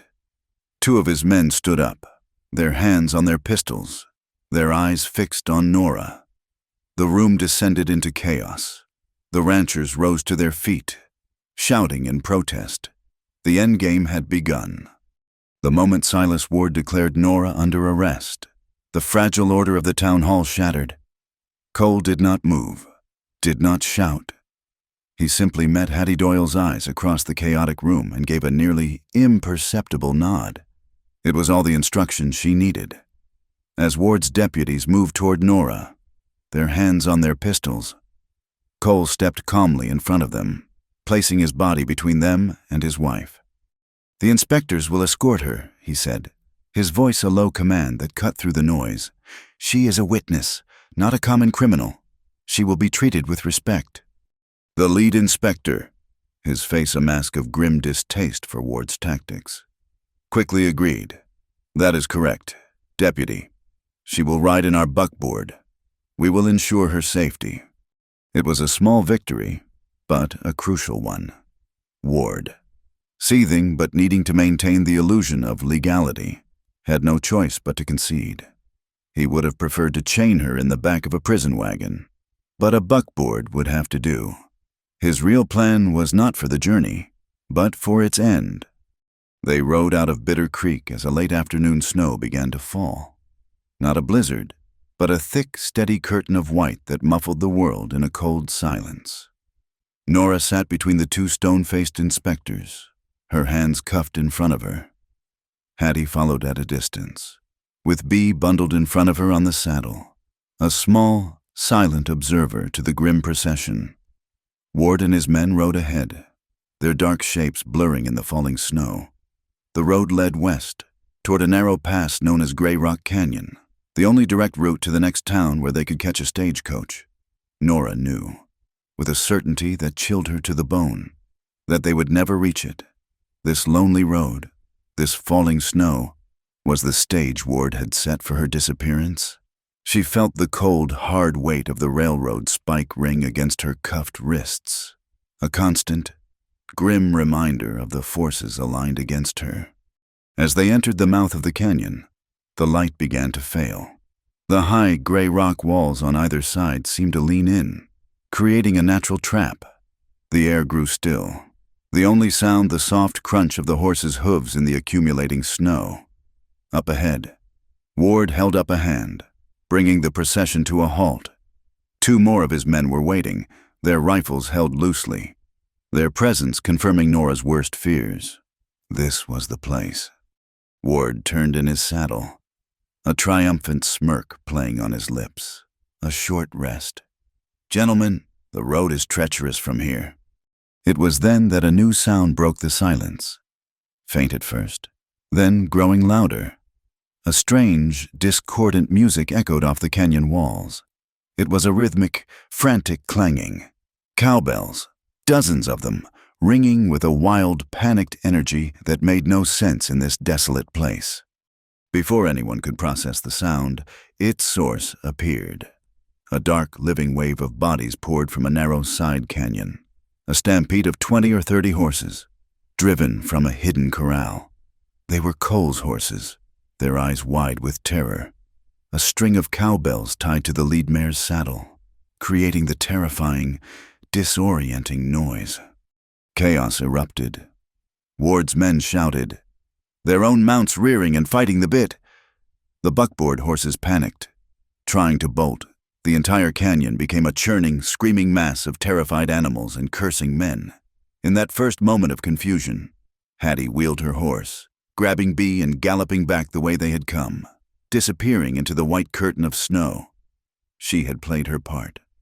The buckboard slewed sideways, one wheel catching on a rock, and Nora was thrown to the snowy ground. One of the inspectors was thrown clear, but the other was pinned beneath the wagon. The guards were scattered, trying to control their own horses. This was her chance, her only chance. Her hands, bound in front of her, were a clumsy tool, but her mind was sharp. She rolled onto her back, ignoring the sharp pain in her shoulder, and brought the heavy iron cuffs up to her face. The railroad spike ring was not just a symbol, it was a tool. Using the crudely sharpened edge Cole's blacksmith had left on it, she began to scrape and pry at the small hinge pin of the manacles. The metal was soft iron. It had to give. One of Ward's men, his face a mask of fury, finally brought his horse under control. He saw her on the ground, working at the cuffs. He dismounted, drawing his pistol. "Stay right there, you." Just as he reached her, the hinge pin gave way with a small, metallic click. Her right hand was free, She did not hesitate. From a small leather pouch tied at her waist, a pouch containing what she called her kitchen soap, she scooped a greasy handful of the concoction of lard and wood ash she used for scrubbing the toughest pots. She flung it with all her might. The slick, gritty paste caught the man squarely in the eyes. He screamed, a high, thin sound of agony, dropping his pistol and clawing at his face, temporarily blinded. Nora scrambled to her feet, shaking her left hand to free it from the dangling cuff. The canyon was still a vortex of panicked horses and shouting men. And then, through the swirling snow, she saw him, Cole. He was sitting on his horse on a small rise, not a part of the chaos, but a calm observer of the storm he had created. He had not fired a single shot. The stampede had isolated Silas Ward. His men were scattered, his plan in ruins. He stood in a small clearing, his horse having thrown him, his fine coat covered in snow. He and Cole faced each other in the eerie, snow-filled silence. Braddock Ward snarled, his face contorted with rage. He drew his revolver. "You should have signed the paper." "It was never about the paper," Cole said, his voice quiet but carrying clearly in the cold air. "It is always about the paper. It is about progress. You fool something a man like you, living in the past, could never understand." Ward raised his pistol, but he did not shoot. He wanted to break Cole first. "You think you are her protector. You could not even protect your own wife. Miriam was her name. Wasn't it? So fragile. Died in a sickbed. Didn't she? While you were probably out mending a fence? Is this one going to die on you?" "Too." Nora saw the flicker of pain in Cole's eyes. A wound, torn open. She saw his hand tighten on the rifle in his saddle scabbard. This was Ward's goal, to provoke Cole, to make him draw first, to turn this into a righteous killing in self-defense. But Cole's self-control was a thing of iron. He let the insult wash over him, his face becoming a cold, hard mask. He did not reach for his gun. It was Nora who moved first, stepping out from behind an overturned rock. She held the blinded deputy's pistol, her two hands wrapped around the grip to steady it. She was not aiming at Ward. She was aiming at the sky. The distraction was all Cole needed. As Ward's eyes flickered toward Nora, Cole spurred his horse forward. He did not draw his gun. He launched himself from the saddle, tackling Ward with the full force of his body. The fight was short and brutal. Ward was a snake, but Cole was a bear. He disarmed Ward. A single, powerful twist breaking the man's wrist. He had every opportunity, every reason, to finish it, to end the man who had tormented them, who had desecrated the memory of his wife. But he did not. He held the whimpering, defeated man down in the snow, his face a mask of cold fury, but his actions were clear. He was a man of the law. Even when the law was corrupt, he would not kill a helpless man. He would not become Ward. The snow began to fall harder, the thick flakes lashing at Ward's face like tiny whips. The sound of the last of the cowbells faded into the distance. The echoes in the canyon a ghostly judgment. Nature itself seemed to be washing the place clean. When the inspectors and Cole's allies finally regrouped, they found Silas Ward tied securely with his own belt, his broken wrist cradled against his chest. Nora stood over him, the deputy's pistol now pointing safely at the ground. The evidence, her notebook, Hattie's contract. The testimony of the ranchers was safe. The legal arrow she had fired into the storm had found its mark. They took refuge for the night in a small, abandoned line shack a mile down the road, waiting for the worst of the snow to pass. Inside, a small fire pushed back the intense cold. The men were quiet, exhausted, but victorious. Cole slumped onto a crate by the fire. Pulling off his wet gloves, he let out a long, shuddering breath. "I hate cowbells," he said, the words coming out in ragged puffs of air. Nora, ladling coffee into tin cups, looked over at him. A genuine, weary smile touched her lips. "I am keeping one," she said, "just in case we need music for a proper wedding." The room was quiet save for the crackling of the fire. The storm outside sealed them in a small, private world. Nora brought him a cup of coffee. As he reached for it, she stopped. She set the cup down and gently, hesitantly, reached up and touched his face. Her fingers, rough and chapped, traced the line of his jaw, brushing away a smudge of dirt and the stubble of his beard. It was a gesture of profound tenderness, a silent acknowledgement of everything he had risked, everything he had done. He closed his eyes for a single, long moment, leaning into her touch. It was an act of complete surrender, of absolute trust. When he opened them, his gaze was full of a raw, unguarded emotion she had never seen before. Slowly, he leaned forward. She met him halfway. The kiss was not passionate or desperate.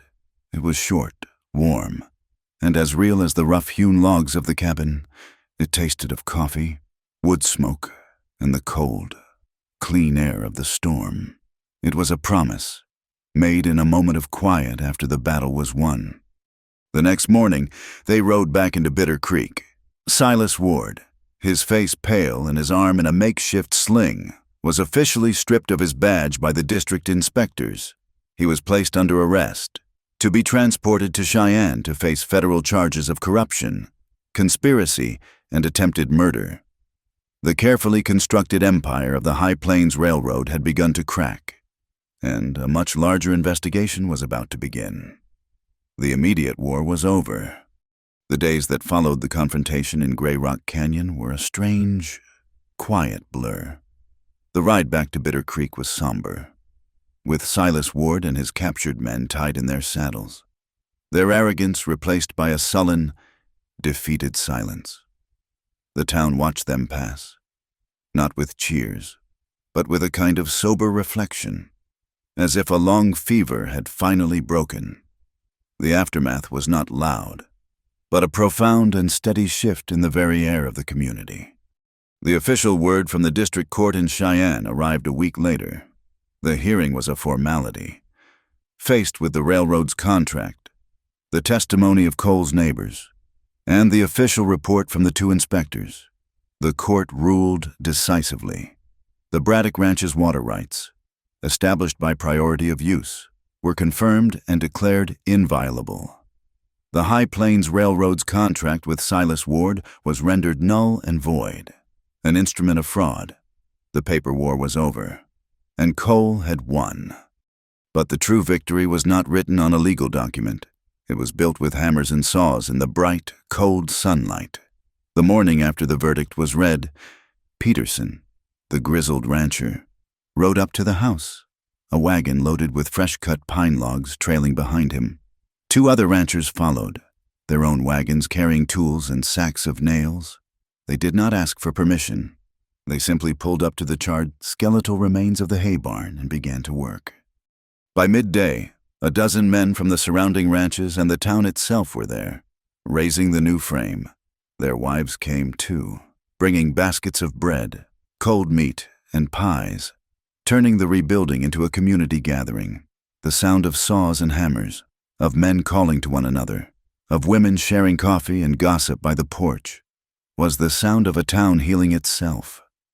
Nora's kitchen, once a fortress for one, became the heart of the bustling enterprise. She moved with a quiet, confident grace, directing the flow of food, filling cups, her presence as essential as the nails holding the new beams together. That Saturday, the work was mostly done, and the men and their families stayed for supper. The long kitchen table was not big enough, so they brought in benches and ate in shifts. The room filled with the warm, rich smell of beef stew and Nora's sourdough bread. The space overflowed with a loud, joyful energy that pushed back the memory of the fire and the fear. This, Nora realized, was what community felt like. Not a place on a map, but a circle of people who chose to stand together. It became a new tradition. Every Saturday night, the Braddock kitchen was the place to be, a house of food and fellowship that slowly starved the saloon of its bitter, lonely patrons. In the midst of this new beginning, the question of Bee's future was settled.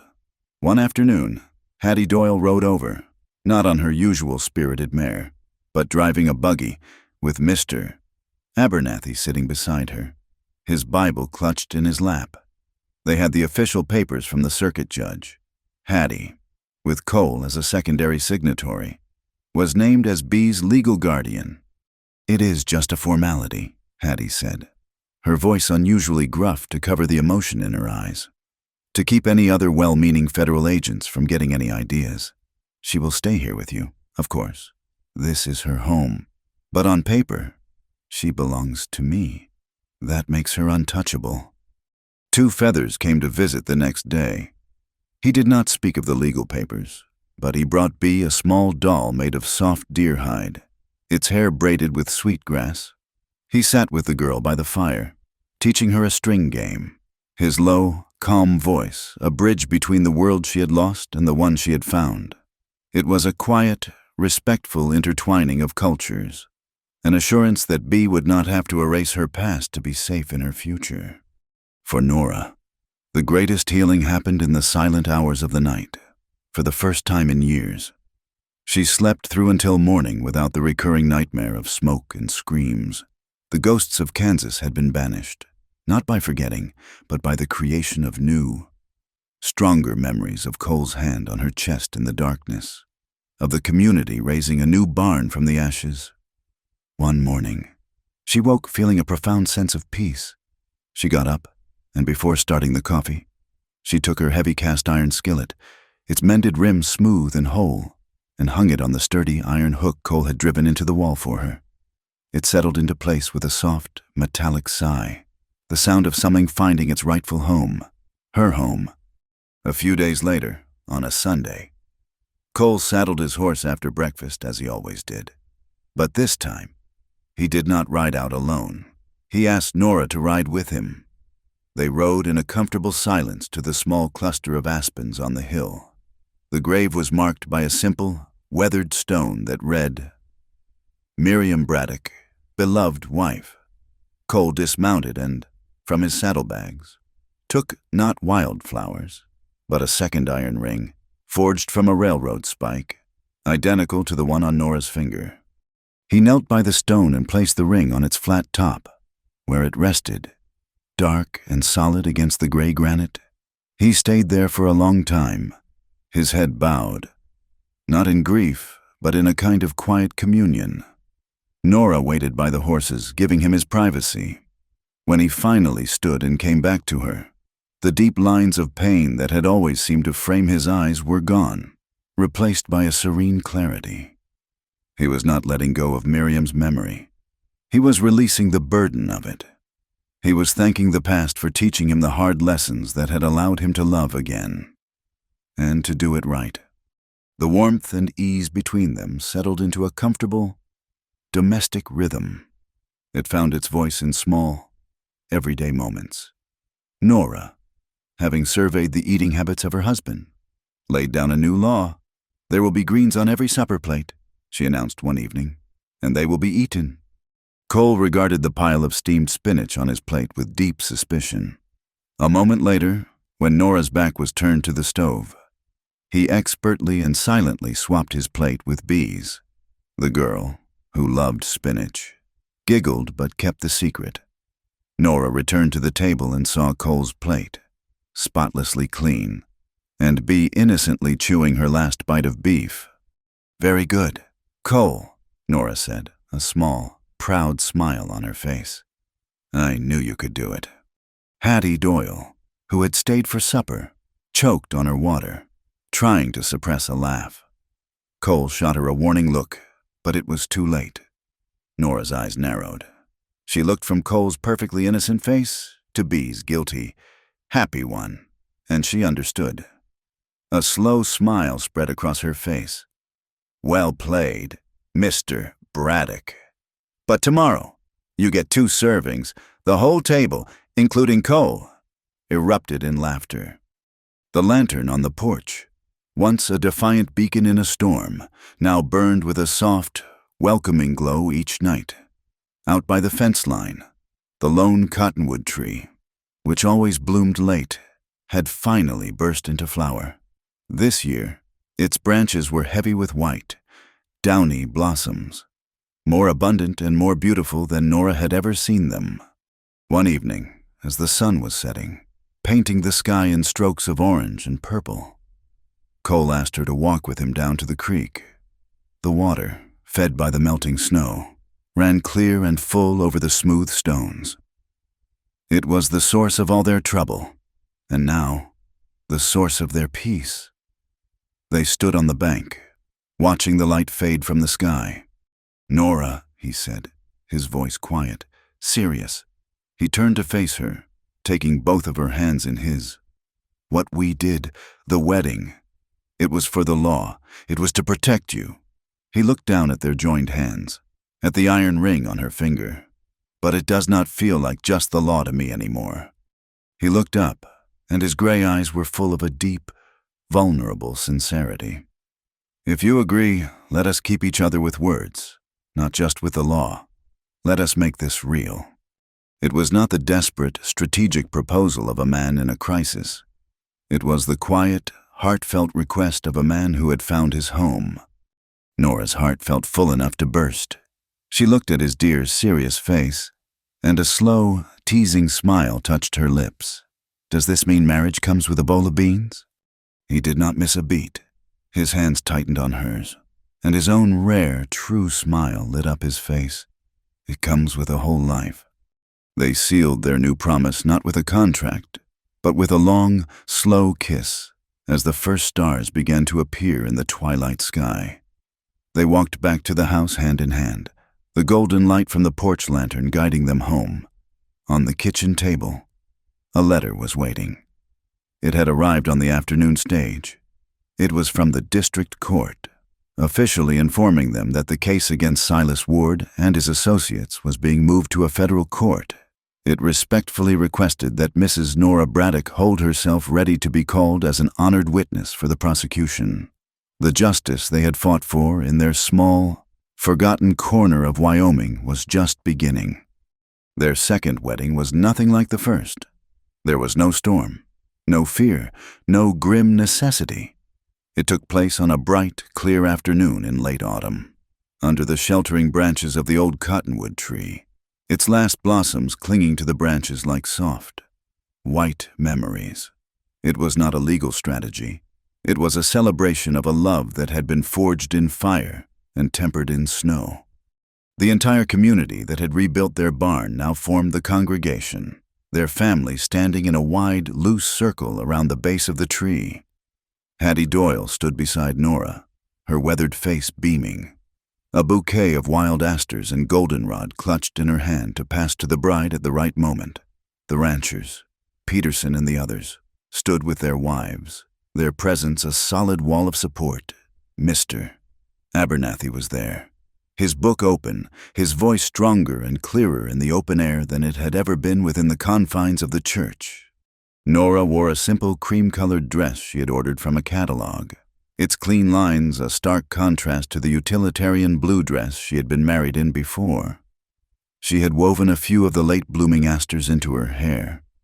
Cole stood beside her, not in his dusty work clothes, but in a clean shirt and his best trousers, his gray eyes fixed on her face with an expression of such open, unguarded tenderness that it made her heart ache with a quiet joy.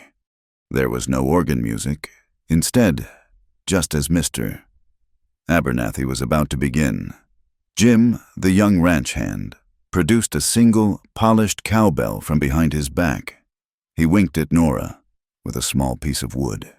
He tapped it gently, producing a clear, surprisingly melodic tone that echoed in the crisp air.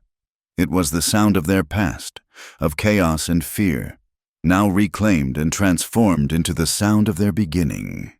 "Mr. Abernathy spoke the familiar, solemn words, his voice a comforting drone against the whisper of the wind in the cottonwood leaves. But when it came time for the vows, Cole held up a hand, a gesture of profound respect. "Mr. Abernathy," he said, his voice low but clear, "the words I need to say are not in that book." He turned to Nora, taking both of her hands in his.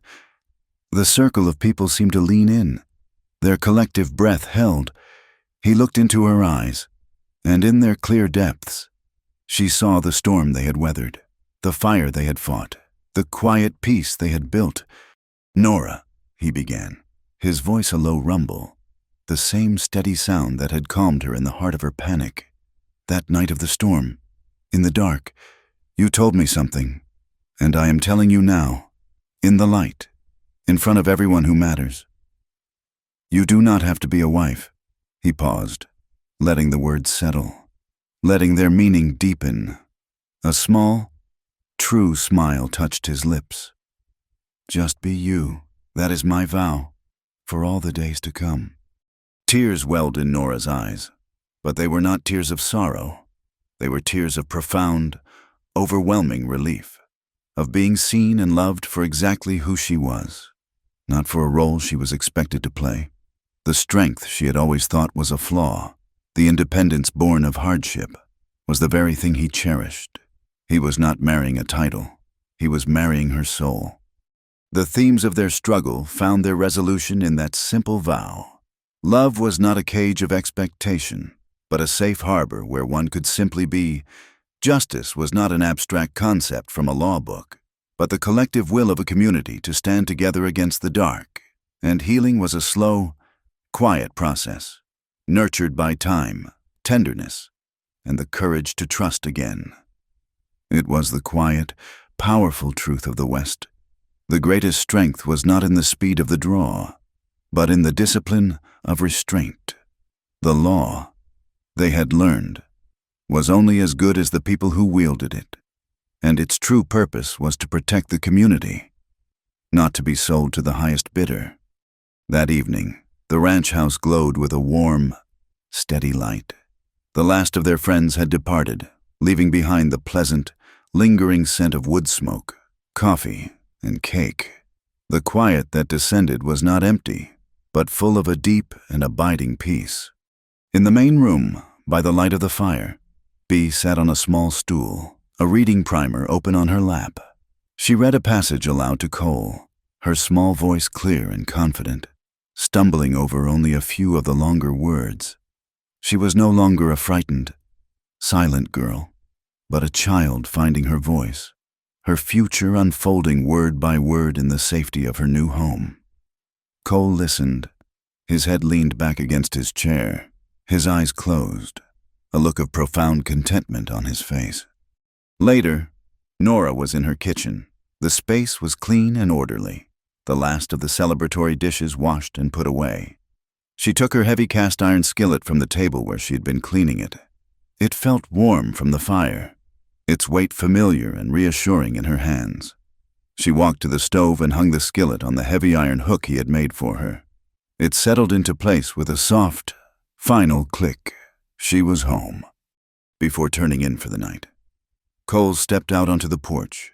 The air was cold and sharp, the sky a vast expanse of brilliant, glittering stars. He took down the lantern, trimmed the wick, and refilled the oil. But instead of hanging it back on its usual hook, he took a moment to drive the hook higher up on the porch post.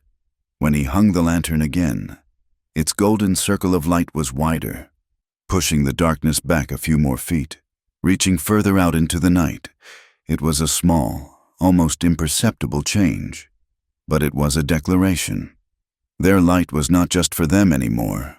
It was a beacon for others. The fight, they knew, was not entirely over. The High Plains Railroad was a wounded beast, but it was not dead. The letter from the court was a promise that the larger battle for justice would continue. But in the quiet conversations among the ranchers, a new idea was taking root: an alliance, a cooperative to protect their collective water and land rights, a community bound not just by proximity, but by a shared, hard-won wisdom. They had learned a fundamental truth of survival in this vast, unforgiving land.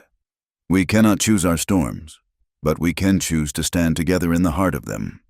Nora came out to stand beside him, wrapping a shawl around her shoulders. She slipped her arm through his, and they stood together, looking out at the dark, sleeping land that was theirs.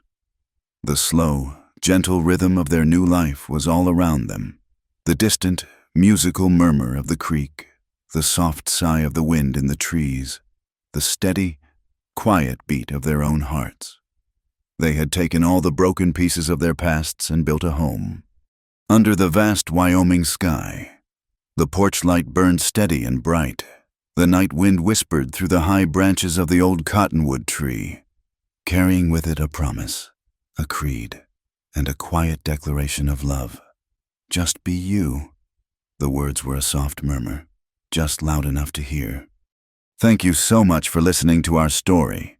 We would love for you to comment where you are listening from so we can all connect and share our thoughts. And please subscribe to our channel Wild West Night.